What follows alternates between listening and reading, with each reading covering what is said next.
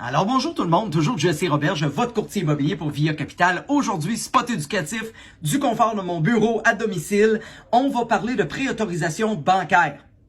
Trop souvent, les gens, première chose, n'ont pas fait leur démarche bancaire avant d'appeler le courtier.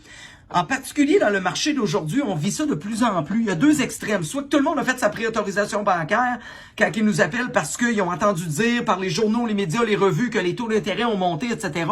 Alors, ça cause un peu une genre de panique ou une insécurité de dire « Hey, je suis solvable ou est-ce que je suis pas capable de m'acheter une maison cette année? » À l'autre extrême, il y a tellement peu d'inventaire présentement à Québec au niveau de l'immobilier que les gens commencent à magasiner un petit peu sur Internet. Il n'y a pas grand-chose qui m'intéresse. Puis ouais, qu'est-ce que t'en penses, chérie? Non, pas celle-là. Puis à un moment donné, bang, elle sort la maudite.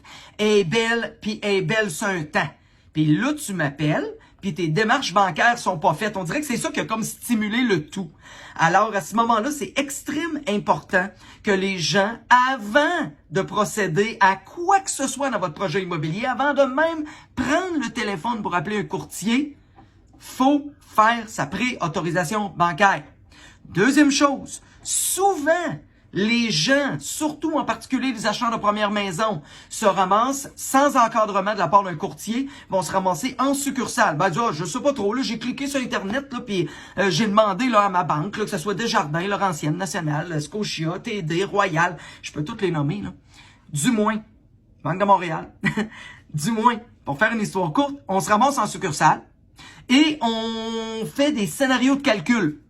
C'est pas une préautorisation bancaire. Scénario de calcul, ça veut dire rough and tough, vulgairement, le conseiller en caisse ou en banque va regarder un peu vos revenus, vos dépenses, va regarder votre salaire et on pourrait se permettre une maison de 300 000.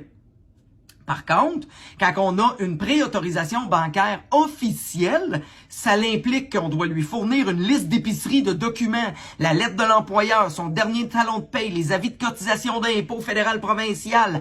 Il va toucher notre cote de crédit, il va aller voir notre capacité de rembourser sans faire d'erreur ou de défaut, autrement dit, ou de payer en retard en bon français, ou de chèques sans fond, des choses comme ça. Quoique les chèques, c'est un peu désuet en 2023, on en convient. Mais du moins, résumé de la situation, la différence entre une préautorisation bancaire et des scénarios de calcul, c'est qu'il y en a un qui vont vous garantir un taux hypothécaire de 60 à 90 jours, des fois même voir des institutions financières qui vont pour 6 mois présentement. Ensuite de ça, ils vont vérifier le bureau de crédit, ils vont regarder votre ratio d'endettement, ils vont tout rentrer dans le chiffrier officiel et à la fin de tout ça, vous allez avoir un beau PDF, un vrai certificat de préautorisation bancaire.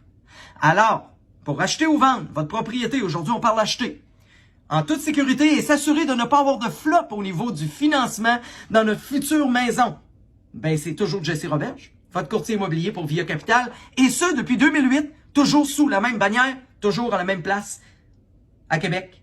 C'est Select, comme on dit. Bref, 418-627-3333, 418-627-3333.